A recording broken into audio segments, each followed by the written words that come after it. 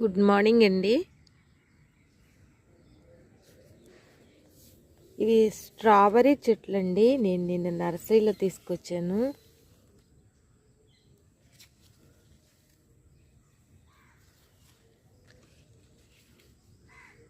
చూడండి ఎలా ఉన్నాయో.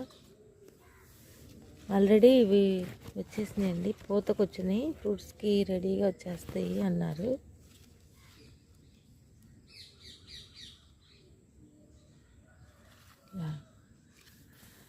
వీటిని కింద పెట్టకూడదంటే అండి, కుండీల్లోనే చాలా జాగ్రత్తగా తక్కువ వాటర్తో పెంచమని చెప్పారు.